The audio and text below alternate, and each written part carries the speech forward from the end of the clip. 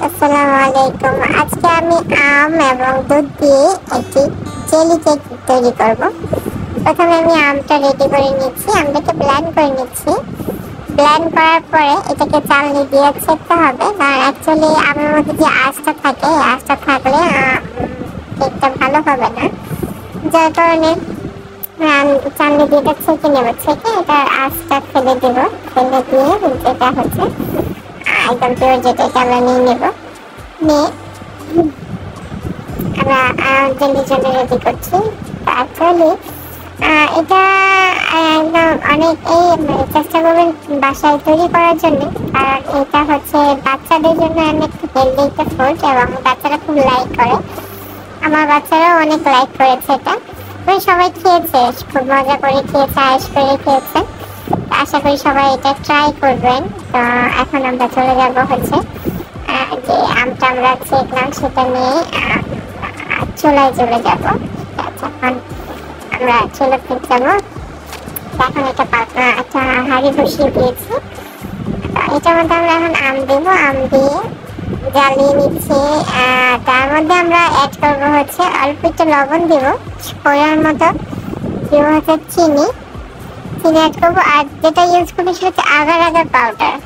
এই agar agar পাউডারটা আপনি যে কোনো মুদির দোকানে পাবেন, আর চেষ্টা করবেন ভালোটা নেওয়ার জন্য, কারণ এটাতে অনেকে অনেক কমপ্লেন করে থাকেন যে ওনাদেরটা জেলিটা হয়নি, জেলিটা হয় না অনেকের ক্ষেত্রে, কিন্তু আমার যেটা নিয়ে আসছি সেটা অনেক ভালোভাবে হয়েছে। ইভেন জেলিটা দিয়ে আপনি আগার আগার পাউডারটা দিয়ে একটু ভালোভাবে ফুটিয়ে নেবেন। একটু ভালোভাবে ফুটিয়ে নিলে এটা খুব সহজে জেলিটা বসে।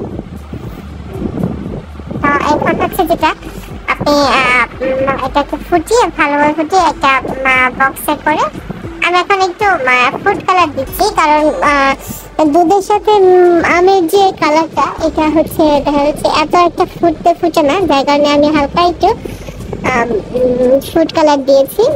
ফুড কালার দেওয়ার পরে রংটা একটু গাঢ় হয়েছে, গাঢ় হওয়ার কারণে দেখতে ভালো লাগে। আপনারা লাস্টে দেখতে পাবেন যে সাদা দুধের সাথে এটা অনেক সুন্দর একটা কম্বিনেশন হয়েছে, দেখতে খুব দারুণ হয়েছে। তো এখন এটাকে আমরা একটা বাটিতে ঢেলে নিব। বাটিতে ঢেলে নিয়ে এটা কিছুক্ষণ পরে আমরা একটা ফ্রিজে রেখে দেব। মোটামুটি ভালোভাবে একটু ফ্রিজ হলে, ঠান্ডা হলে জেলিটা বসে যাবে। এখন আমরা দুধটা রেডি করছি। জেলিটা বের করে কাটা হয়ে গেছে, অ্যাকচুয়ালি কাটার সময় ভিডিওটা করা হয়নি। তো জেলিটা আমরা রেডি করেছি, এখন দুধটা রেডি করব।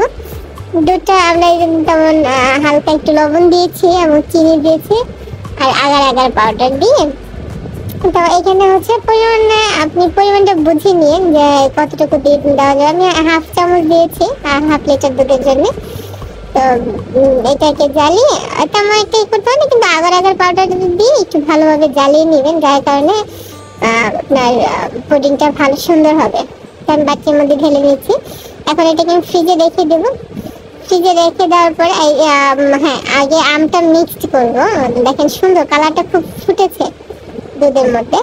তো এটা আমি এখন ফ্রিজে রেখে দেবো। ফ্রিজে রেখে দিলে এটা জমে যাবে সুন্দর। এখন আমি ফাইনালি লুকটা দেখতে পারবেন।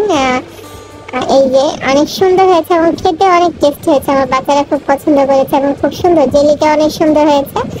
তো আশা করি আপনারাও বাসায় ট্রাই করবেন। আর আমার এই রেসিপিটা কারো ভালো লাগলে নিশ্চয়ই শেয়ার করবেন এবং এটা কমেন্টস করে জানাবেন। আর অবশ্যই সাবস্ক্রাইব করে পাশে থাকবেন।